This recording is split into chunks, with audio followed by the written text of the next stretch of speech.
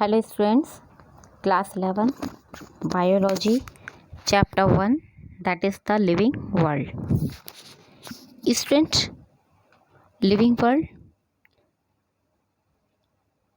इसमें हम पढ़ेंगे the living world biological classification. Second chapter है इसका, plant kingdom and animal kingdom.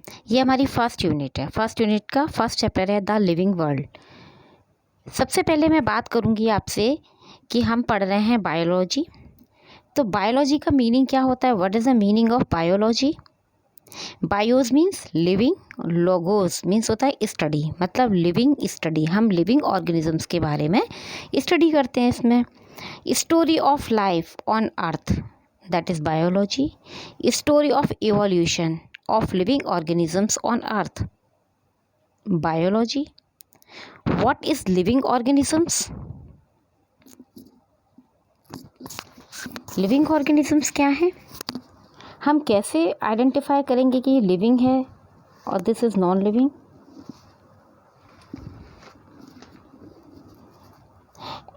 As we try to identify and define living things, certain characteristics like growth, reproduction, response to environment, etc. come to mind. Living things also exhibit other unique features like a metabolism, reproduction, that is the ability to self-replicate, self-organization, to be able to react to emergency, etc. Living features क्या होते हैं?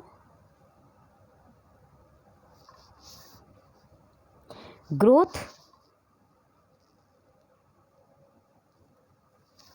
respond to stimuli, characteristics of living organisms, reproduction यानी कि reproduce, produce offspring, capable to metabolize, biochemical reactions occurs inside the body.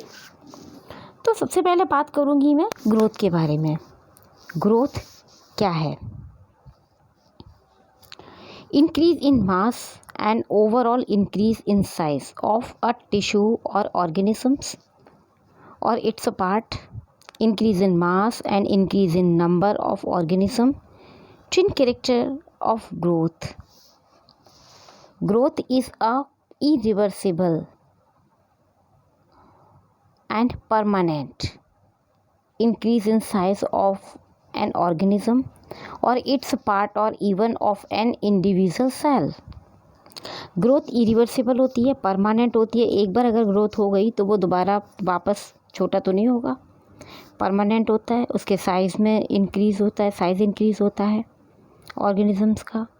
उसका कोई भी part increase होता है, even of an individual cell increase होता है। Growth is the result of metabolism. Growth और negative growth, synthetic reactions, anabolism, catabolism. Growth भी two types की होती है। एक होती है इंट्रिंसिक ग्रोथ और दूसरी होती है एक्सट्रिंसिक ग्रोथ। इंट्रिंसिक ग्रोथ जो होती है, growth is the defining features. Extrinsic growth, accumulation and material any body surface, non living organisms में होती है ये। इंट्रिंसिक ग्रोथ लिविंग ऑर्गेनिजम्स में होती है। Intrinsic growth and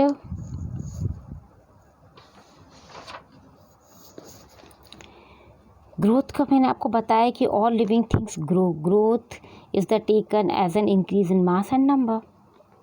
reproduction, it is one of the most important characteristics of living organisms. एक living organisms का ये मोस्ट इम्पॉर्टेंट कैरेक्टरिस्टिक है। Living organisms reproduce asexually as well as sexually. Sexual reproduction क्या होता है? Refers to the production of the progeny possessing features more as less similar to those parents. उनमें जो processing features होते हैं वो उनमें एक से ज़्यादा या कम अपने पेरेंट्स जैसे ही होते हैं। ये sexual reproductions in living organisms occur by various means. उसके कई मीनिंग हैं। Spore formation, budding, fragmentation, binary fission, right.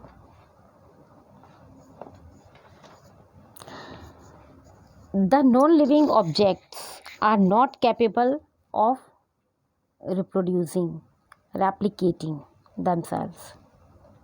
Metabolism क्या है? Metabolism means all chemical reactions that occur in the living cells which include catabolism. Metabolism जो होता है ना, वो केमिकल रिएक्शंस होता है जो कि लिविंग ऑर्गेनिजम्स के सेल्स में होता है. इसमें कैटाबॉलिज्म भी इंक्लूड होता है.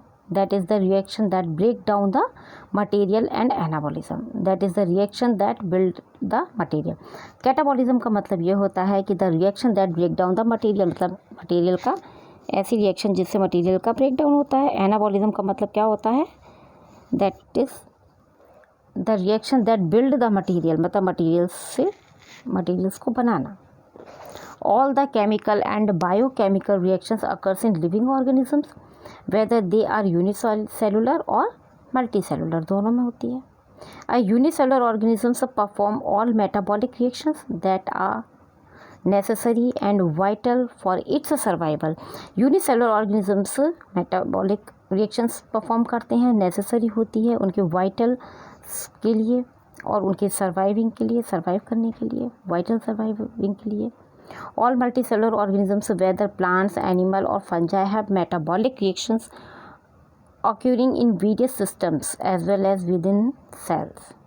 Non-living objects do not exhibit metabolism. Non-living objects में metabolism नहीं होता है. They do show reactions but these occurs outside in the cell. Free system, जिसे हम free system कहते हैं, सेल के बाहर होता है.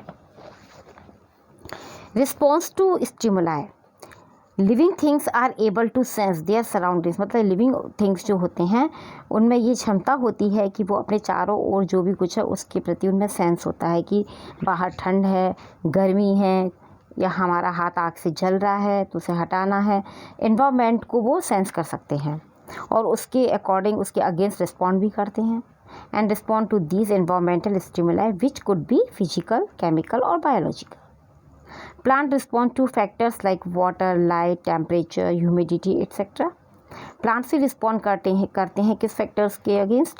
जैसे water है, light है, temperature है, humidity है. Variety of ways by increasing and decreasing their rate of transpiration, opening and closing of stomata, or by turgidity and wilting, etc. Prokaryotes and eukaryotes all can sense the environment. They respond to light by photoperiodism, to season by showing cycle variations, etc. Human beings are the only organisms who are not only conscious or aware of the outside environment but aware of themselves. That is self-conscious. Right? अब बात आती है students diversity in the living world. Living world में बहुत ज़्यादा diversity है. The figure given की the diversity of the living forms. A general estimate of number of species of living organisms existing today 5 to 30 millions. Recent estimate of living species that have been given scientific names. Animal species 70% of described known species. Outside of these insects, from the largest group more than 70%. Plants and fungi about 22% of non species. इसमें सबसे ज़्यादा जो variety, सबसे ज़्यादा जो diversity है वो आपको इंसेक्ट्स में दिखाई देगी.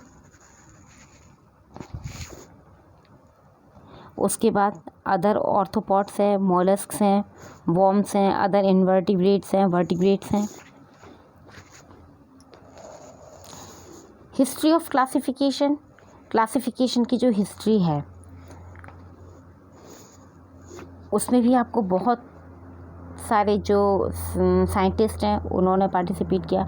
Biologist from early times have made simple attempt to classify the organisms.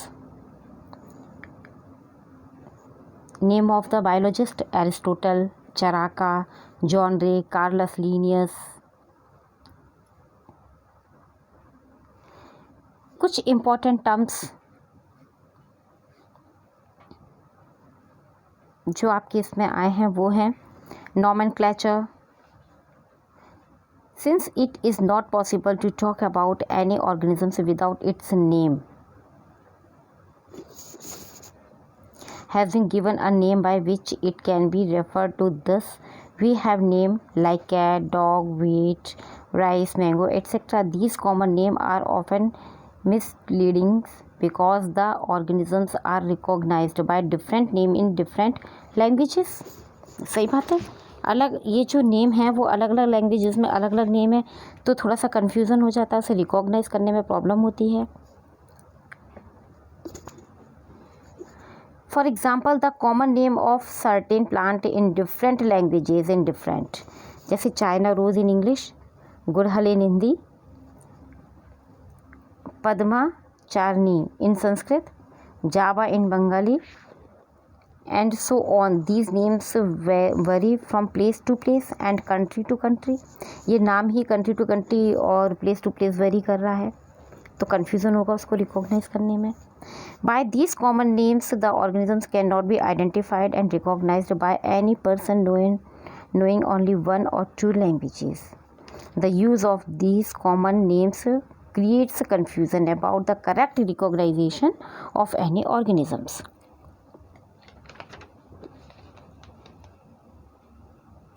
This process of giving scientific names to organisms is known as nomenclature.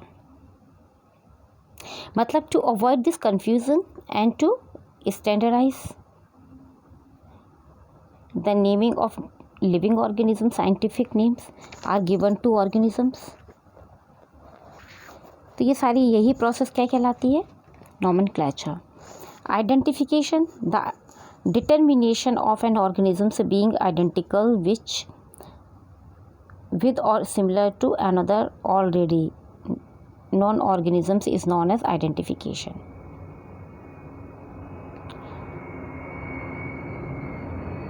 For example, suppose we have three related plants which on determination are found to be three different plants, say A, B, C. Then suppose a fourth plant of some relationship comes to hand and by examine it is found to be similar to B. This recognized of fourth plant as being similar to B is the identification, and the new plant has been identified as being like another known plant. But if it does not resemble any of three plants or any other known plant, it will be considered as a new plant to the science. बात आती है classification की. Classification क्या है? The method of arranging and grouping of organisms into various divisions is called a classification. मतलब इस तरह का मेथड जिसमें जो ऑर्गेनिजम्स हैं उनको इस ग्रुप में अरेंज किया जाता है वेरियस डिविजन्स में, उसे क्लासिफिकेशन कहते हैं. Taxonomy, based on the characteristics के बेस पर और लिविंग ऑर्गेनिजम्स को क्लासीफाइड करना इनटू डिफरेंट टैक्सा में, अलग अलग टैक्सा में. The process of classification is called taxonomy. Systematic, the scientific study of the kinds and diversity of living organisms and the existing relationship amongest them is termed as systematics. मतलब scientific study of the kinds and diversity of living, मतलब जो अलग अलग तरह की जो उनमें diversity है, जो कई प्रकार के लिविंग ऑर्गेनिजम्स हैं जो उनकी रिलेशनशिप के अकॉर्डिंग एग्जिस्टिंग कर रहे हैं amongst them to term as a systematics. This word was used by Carolus Linnaeus. जो सिस्टमैटिक यूज था, सिस्टेमा मीनिंग होता है क्लासिफिकेशन ऑफ ऑर्गेनिजम्स. इस वर्ड को यूज़ किया था बायोलॉजिस्ट ने. कौन से बायोलॉजिस्ट ने? कार्लस लीनियस ने. बायोनोमियल नोमेनक्लेचर, इसको भी प्रपोज किया था कार्लस लीनियस ने. Scientist made several attempt in the field of nomenclature. इसमें जो नेम होता है, बायोलॉजिकल जो नेम होता है, जो साइंटिफिक नेम होता है, उसमें फर्स्ट नेम होता है जेनेटिक, सेकंड नेम होता है specific name. Binomial system of nomenclature. This system was published on 1st January 1758 in Linnaeus book entitled क्या है? Entitled Systema Nature. Okay, sorry. Systema Nature. This system is followed universally till today because through it is the confusion before 18th century of calling an organisms by the common name is removed, and also organisms is recognized by the scientific name all over the world. There is an international code botanical nomenclature, that is ICBN, and international code of zoological nomenclature, that is ICZN. The scientific name of each species is the binomial name. This is made up of two parts. दो parts होते हैं इसके. The first word is generic and the second component is the specific.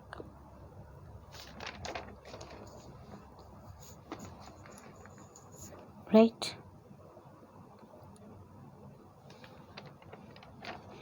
अब बात आती है कि taxonomic category क्या है. For plant, for animal. Plants में किंगडम, सबसे पहले किंगडम आएगा, देन डिवीजन, फिर क्लास, फिर ऑर्डर, फिर फैमिली, फिर genus, species. Kingdom, phylum, class, order, family and species.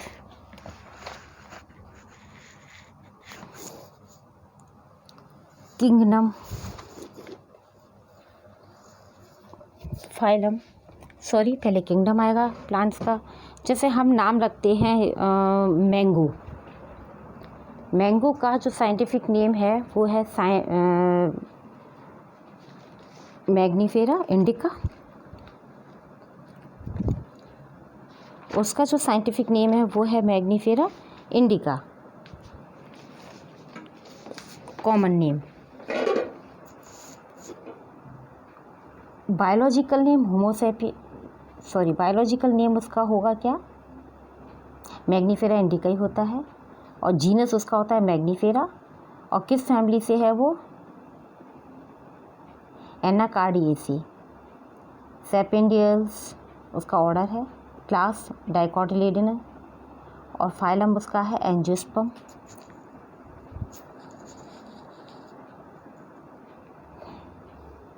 इसी तरह से अरेंज किया था organism with their taxonomic categories में अरेंज किया गया. जैसे कि कॉमन नेम है मैन का जो बायोलॉजिकल नेम होगा वो होगा होमो सैपियंस. जीनस होमो, फैमिली होमिनिडी, ऑर्डर प्राइमेटा. और किस क्लास में आता है? मैमेलिया में आता है. फाइलम कॉर्डेटा में आएगा. इसी तरह से हाउस फ्लाई का होगा Musca domestica. Genus Musca, family Muscidae, order Diptera, class Insecta और फाइलम आर्थ्रोपोडा. सेम मैंगो का मैंने अभी बताया आपको. वीट का ट्राइटिकम एस्टिवम इसका बायोलॉजिकल नेम है. जीनस क्या होगा? ट्राइटिकम. फैमिली किस फैमिली में आता है? पोएसी में आता है. ऑर्डर पोएल्स में है. और किस क्लास में आता है? मोनोकोटिलिडनी है ये. और फाइलम इसका एंजियोस्पर्म है.